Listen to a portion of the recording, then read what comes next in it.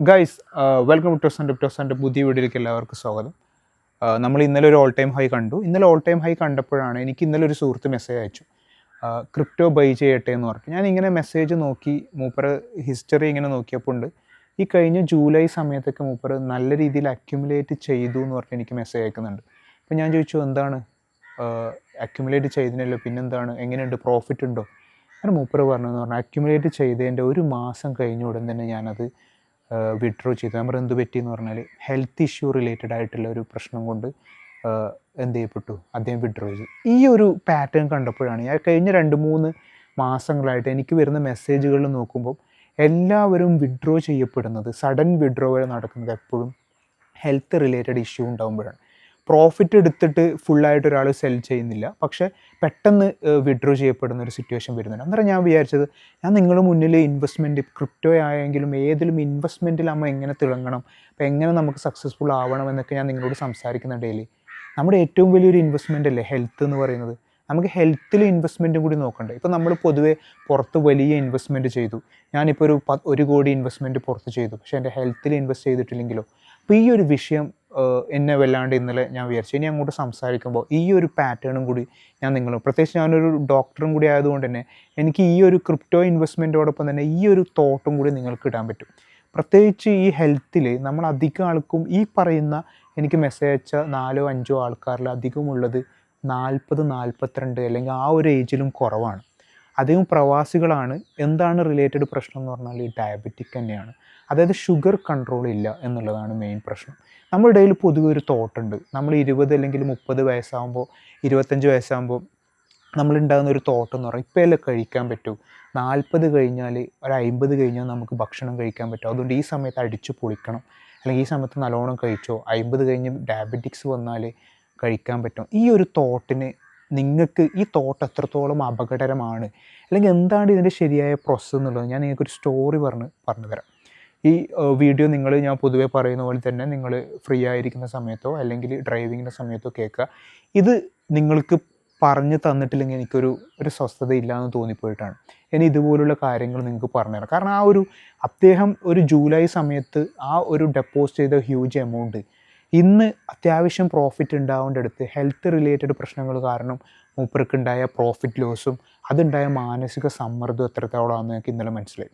അപ്പോൾ എന്താണെന്ന് വെച്ചാൽ, നമ്മൾ ഈ പറയുന്നില്ലേ ഇപ്പോഴല്ലേ ഭക്ഷണം കഴിക്കാൻ പറ്റൂ എന്ന് പറയുന്നതിൻ്റെ തോട്ട്ഫുൾ എന്താണെന്ന് ഞാൻ നിങ്ങൾക്ക് പറഞ്ഞുതരാം. ഒരു സ്ഥലത്തൊരു അമ്മയുണ്ട് അല്ലെങ്കിൽ ഒരു ഉമ്മയുണ്ട്. ഒറ്റയ്ക്ക് താമസിക്കുന്ന ഈ ഉമ്മ ഒരു വീട്ടിലാണ് താമസിക്കുക. അപ്പോൾ ഈ ഉമ്മയ്ക്ക് ഒറ്റ മകനേ ഉള്ളൂ. ആ മകൻ്റെ ഗൾഫിലാണ്. കുറച്ച് നാൾ മുമ്പുള്ള കഥയാണ് കേട്ടോ. ഒരു 80s-ലോ 90s-ലോ ആദ്യമായി ഗൾഫിൽ പോയ ഒരു മകൻ്റെ കഥയാണ്. മകന് ഗൾഫിൽ അത്യാവശ്യം നല്ല ജോലി കിട്ടി.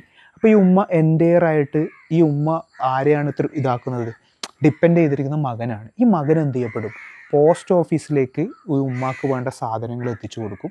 എന്നിട്ട് പോസ്റ്റ്മാൻ എന്ത് ചെയ്യും, ആ ഉമ്മാക്ക് സാധനം എത്തിച്ച് തരുത്താണ്. ഒരു പോസ്റ്റ്മാനാണ് ആ ഒരു നാട്ടിലുള്ളത്.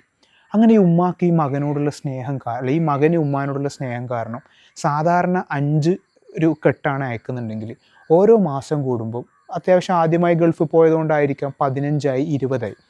അവിടെ ഒറ്റ പോസ്റ്റ്മാൻ ഉള്ളത് കൊണ്ട് തന്നെ അയാൾക്ക് താങ്ങാൻ പറ്റുന്നത് ഒരു 5 അല്ലെങ്കിൽ ഒരു 6 കെട്ടാണെന്ന് വിചാരിച്ചാൽ ഇദ്ദേഹം എന്ത് ചെയ്യപ്പെടുന്നു, 15ഉം 20ഉം ഉണ്ടാക്കുമ്പോൾ ഓട്ടോമാറ്റിക്കലി പോസ്റ്റ്മാൻ്റെ ഉള്ളൊരു മടുപ്പ് വന്ന് പോസ്റ്റ്മാൻ എന്ത് ചെയ്യുന്നു, ആദ്യമൊക്കെ ഒരു 10-15 കൊടുക്കും ഉമ്മാക്ക്, പിന്നെ പോസ്റ്റ്മാൻ 5 തന്നെ കൊടുക്കാൻ തുടങ്ങി.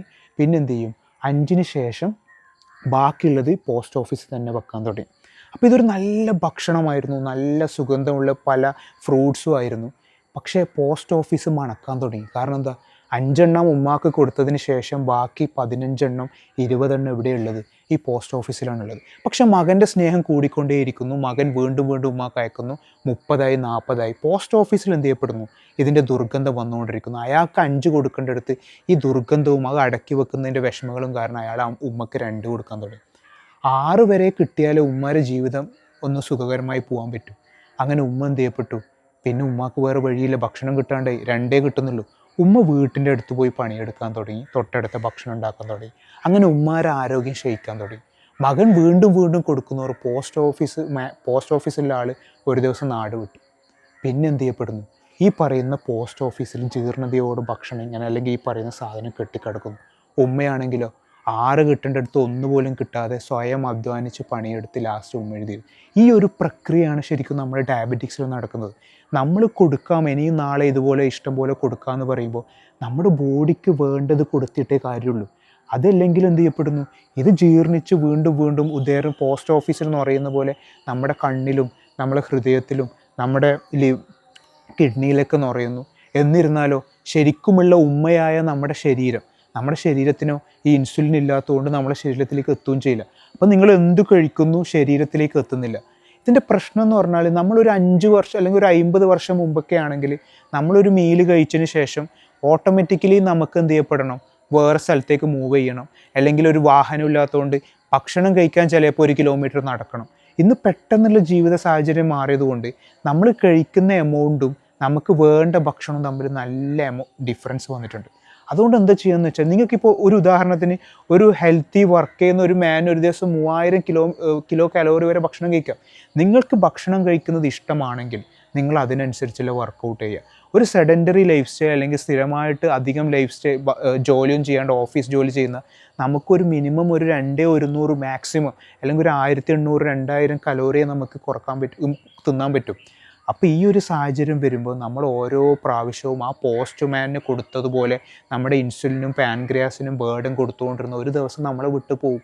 പിന്നീട് നമുക്ക് തിരിച്ചു വരാൻ കുറച്ച് പണിയാണ്. ഞാൻ ഈ പറഞ്ഞ കഥ പോലെ ആ ഒരു തോട്ട് നിങ്ങൾക്ക് വേണം.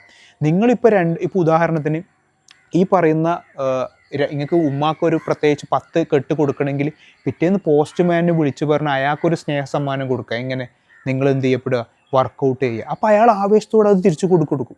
അല്ലാണ്ട് വർക്കൗട്ട് ചെയ്യാതെ നമ്മൾ ഈ പറയുന്ന ഹെവി ഭക്ഷണങ്ങൾ കണ്ടിന്യൂ ചെയ്താൽ നമുക്ക് ഈ പറയുന്ന 40-35 വയസ്സിൽ നമ്മളിത് ഈ പറയുന്ന അസുഖങ്ങൾക്ക് പെടുകയും ഇത് നമ്മുടെ കണ്ണിന്, നമ്മുടെ ഹാർട്ടിന്, നമ്മുടെ കിഡ്നിക്ക് എല്ലാം പ്രശ്നമാവുകയും വലിയ ബുദ്ധിമുട്ടുണ്ടാവുകയും ചെയ്യും.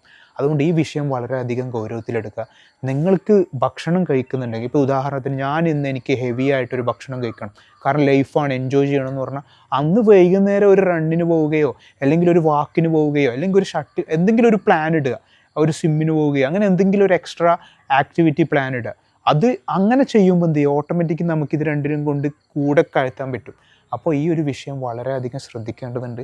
നമ്മുടെ ക്രിപ്റ്റോ ഇൻവെസ്റ്റ്മെൻറ്റിനോട് കൂടെ നമ്മുടെ ഹെൽത്ത് ഇൻവെസ്റ്റ്മെൻ്റ് എങ്കിലും നമ്മൾ നടത്തണം. ഈ ക്രിപ്റ്റോ മെസ്സേജ് നോക്കുകയാണെങ്കിൽ എന്തെങ്കിലും ഒരു ഫാക്ടറിൽ നിങ്ങൾ എന്ത് ചെയ്യണം, 20 മിനിറ്റ്സ് എങ്കിലും വാക്ക് നിർബന്ധമായിട്ട്, പ്രത്യേകിച്ച് ഈ പറയുന്ന ലൈഫ് സ്റ്റൈൽ വളരെ മോശമുള്ളവർ ഈ വിഷയം ശ്രദ്ധിക്കുക. ഇടയ്ക്കൊരു സ്കിപ്പ് മീൽ ചെയ്യുക. നമ്മൾ ഈ പറയുന്ന ചില ആൾക്കാർ ചോദിക്കലുണ്ട് എന്നോട്, ഡയബറ്റിക് വന്നു കഴിഞ്ഞാൽ റിവേഴ്സൽ ഉണ്ടോ, അല്ലെങ്കിൽ ഇതൊരു ജീവിതകാലം മൊത്തം പ്രശ്നമാണോ? റിവേഴ്സൽ ഉണ്ട്. എങ്ങനെയെന്ന് പറഞ്ഞാൽ നമ്മൾ കലോറി ഡെഫിസിറ്റാണ്. ഒരു ദിവസം ഒരു മീൽ സ്കിപ്പ് ചെയ്തുകൊണ്ടോ അല്ലെങ്കിൽ എക്സ്ട്രാ വർക്കൗട്ട് ചെയ്തോടുകൂടി നമുക്ക് എന്ത് ചെയ്യപ്പെടാം, നമ്മുടെ ശരീരത്തിന് വേണ്ട ഗ്ലൂക്കോസിൻ്റെ അളവ് കുറച്ചുകൊണ്ട് നമുക്ക് ഈ ഡയബറ്റിക്സിനെ നേരിടാൻ പറ്റും. ഇതൊരു ഇമ്പോർട്ടൻ്റ് ആയ കാര്യമാണ്. കാരണം ഈ വിഷയം നിങ്ങളോട് സംസാരിച്ചേ പറ്റുമെന്ന് എനിക്ക് തോന്നിയുകൊണ്ടാണ്. ക്രിപ്റ്റോയിൽ ഇൻവെസ്റ്റ്മെൻറ്റ് ചെയ്യുന്നതോടൊപ്പം തന്നെ നമ്മുടെ ഹെൽത്തിലും ഇൻവെസ്റ്റ്മെൻറ്റ് ഉണ്ടാവണം. കാരണം നിങ്ങൾ ഓരോരുത്തരും, നമ്മൾ എന്ത് ഭാവി, ഏത് 10x പൊട്ടൻഷ്യലും, ഏത് മീം കോയിൻ, ഏത് ബിറ്റ് കോയിൻ ആയാലും നാളെ നമുക്കത് യൂട്ടിലൈസ് ചെയ്യാൻ നമുക്ക് ഹെൽത്ത് വേണം. അല്ലെങ്കിൽ അതിന് ഓവർകം ചെയ്യുന്ന രീതിയിലുള്ള നമുക്ക് ചിലവുകൾ വന്ന് നമുക്കൊരു ഇൻകം വരുന്നുണ്ട്. ഉദാഹരണത്തിന് ക്രിപ്റ്റോയിൽ എനിക്കൊരു ഇൻകം കിട്ടുന്നുണ്ട്, പക്ഷേ സഡനായിട്ട് എനിക്കൊരു ഭീകരമായ ചിലവ് ഹെൽത്ത് റിലേറ്റഡായി വന്നുകൊണ്ട് ഇൻവെസ്റ്റ്മെൻറ്റ് പ്ലാനൊക്കെ തെറ്റിപ്പോവും. അതുകൊണ്ട് ഈ വിഷയം വളരെ ഗൗരവത്തിലെടുക്കുക. Okay, by.